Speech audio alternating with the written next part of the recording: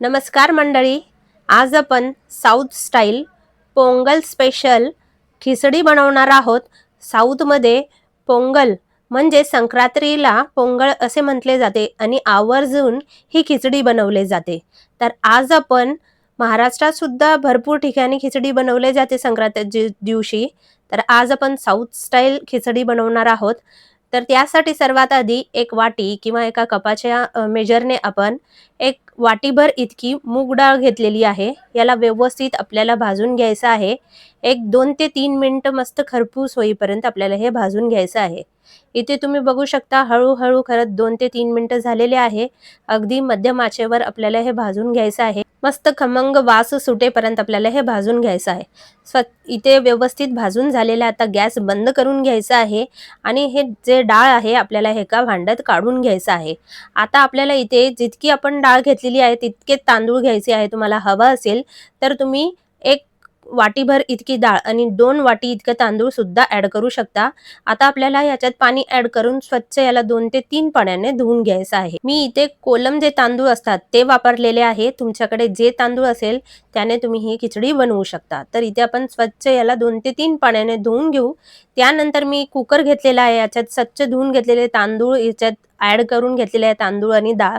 आता आपण जितकं डाळ घेतलेली आहे त्या वाटीने 3 वाटी आपण इथे पाणी ॲड करून घेऊया. म्हणजे 3 वाटी डाळसाठी आणि 3 वाटी तांदळासाठी म्हणजे एकूण 6 वाटी आपण ह्याच्यात पाणी ॲड करून घेतलेलं आहे.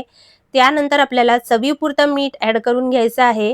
एक हिरवी मिरची आपल्याला ह्याच्यात ॲड करून घ्यायची आहे आणि अगदी अर्धी चमचा छोटी अर्धा चमचा आपल्याला ह्याच्यात हळद ॲड करून घ्यायचं आहे.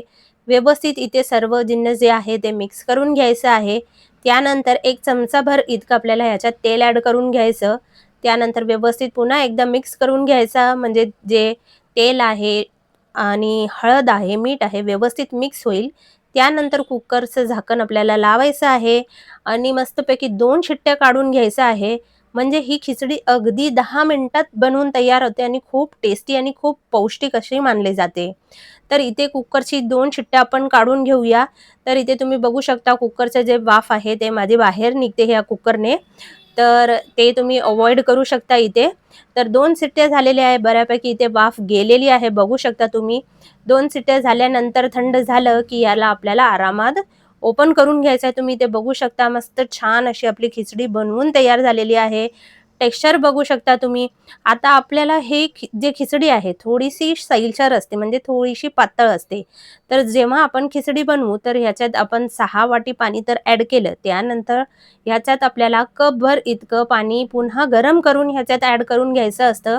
कारण जेव्हा आपण पातळ खिचडी बनवतो ते कुकरमध्ये एकत्रच पूर्ण पातळ होत नाही. तर वरून ह्याला थोडंसं गरम पाणी अजून ॲड करून आपल्याला हे सैलसर म्हणजे पातळ करून घ्यायची आहे. तर इथे मी 1 कपभर पाणी गरम ह्याच्यात ॲड करून घेतलेलं होतं.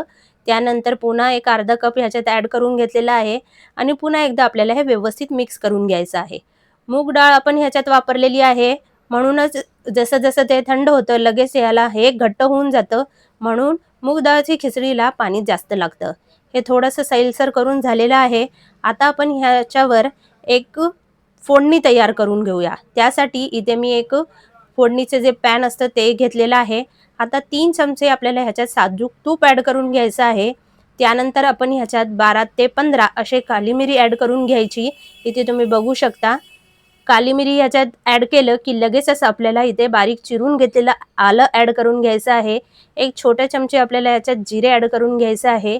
त्याचबरोबर पाव चमचा इतका आपल्याला हिंग ॲड करून एक 5 ते 6 आपण काजू ॲड करून घेतलेले आहे. त्यानंतर कढीपत्ता याच्यात ॲड करून घेतलेला आहे आणि 2 लाल पिकलेल्या मी इथे हिरव्या मिरची घेतलेल्या आहे. खरं तर याच्यात सुकी जे लाल मिरची असते ते वापरतात, पण माझ्याकडे ते संपली होती म्हणून मी ते हिरवी मिरची जी पिकलेली असते ते ह्याच्यात ॲड करून घेतलेलं होतं. मस्त आपली इथे फोडणी बनवून तयार झालेली आहे.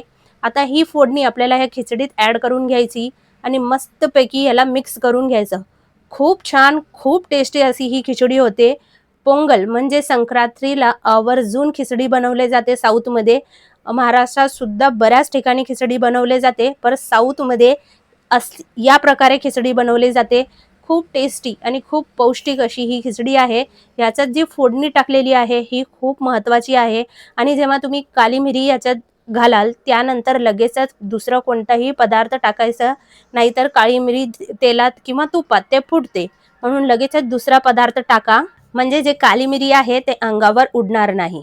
तर ही आपली खूप पौष्टिक अशी Sankranti special south Indian style आपण खिचडी बनवून तयार करून घेतलेली आहे. तर मंडळी, आजची ही रेसिपी तुम्हाला जरा जरी आवडली असेल तर प्लीज एक लाईक नक्की करा. तर चला पुन्हा भेटूया, असे छान छान रेसिपी मी तुमच्यासाठी घेऊन येत राहणार आहे. तोपर्यंत मस्त खा, स्वस्त रहा आणि सर्वात महत्त्वाचं म्हणजे आनंदी रहा. धन्यवाद.